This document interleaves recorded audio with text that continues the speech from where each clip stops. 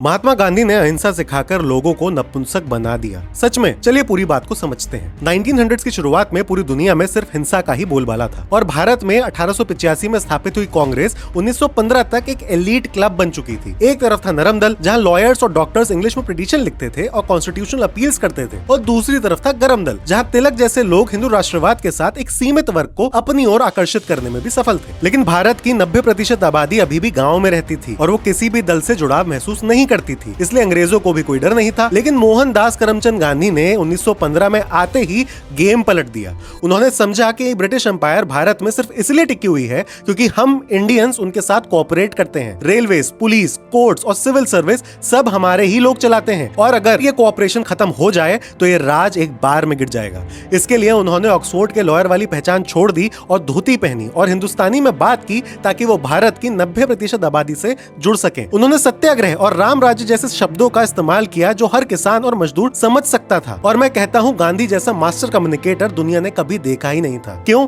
तो सुनिए। 1930 का सॉल्ट मार्च उनके करियर का सबसे बड़ा मास्टर क्लास। जब उन्होंने सॉल्ट टैक्स के खिलाफ मार्च की बात की, तब बड़े बड़े नेताओं को गांधी की ये बात समझ ही नहीं आई। हम कहाँ पूर्ण स्वराज की बात कर रहे हैं और ये गांधी नमक के पीछे पड़े हैं। पर गांधी का इंट्यूशन अलग था। नमक हर घर की जरूरत थी। ये एक बायोलॉजिकल नेसेसिटी थी जिसे ब्रिटिश कंट्रोल कर रहे थे। 78 ट्रेन वॉलंटियर्स के साथ गांधी 380 किलोमीटर चले। उन्होंने 24 दिन के लिए इस मार्च को एक ट्रैवलिंग थिएटर बना दिया। हर गांव में गांधी रुकते और लोगों से बस कहते कि ब्रिटिश साम्राज्य को ध्वस्त करो। इंटरनेशनल प्रेस ने भी इसे कवर किया और ब्रिटिशर्स पूरी दुनिया में विलेंस बन गए। जब उन्होंने दांडी में नमक उठाया तो पूरे देश को सिग्नल मिला कि बिना बंदूक उठाए भी अंग्रेजों का विरोध किया जा सकता है। दरसाना में जब सत्याग्रहियों को पीटा गया और उन्होंने पलटकर हाथ तक नहीं उठाया, तो पूरी दुनिया भारत के साथ खड़ी हो गई। 60,000 से 1 लाख लोग जेल गए और रातों रात जेल जाना शर्म की नहीं, सम्मान की बात बन गई। इतना ही नहीं, गांधी ने सिखाया कि स्वराज तब तक एक बेमानी है जब तक सोशल रिकंस्ट्रक्शन की बात ना हो। गांधी ने महिलाओं को आजादी की लड़ाई का हिस्सा बनाया, और गांधी में खामियां भी थीं। उनके इंडस्ट्री पर व्यूज, ब्रह्मचार्य एक्सपेरिमेंट्स, इन सब पर आप निंदा कर सकते हैं, लेकिन गांधी की खूबी ही यही थी कि उन्होंने कुछ छुपाया ही नहीं। वो एक ऐसे जर्नलिस्ट और ऑथर थे जिन्होंने अपनी लाइफ को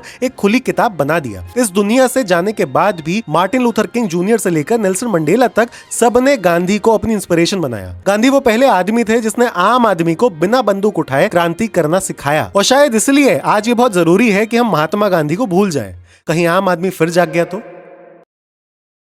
ऐसी वीडियोस के लिए फॉलो करना ना भूलें।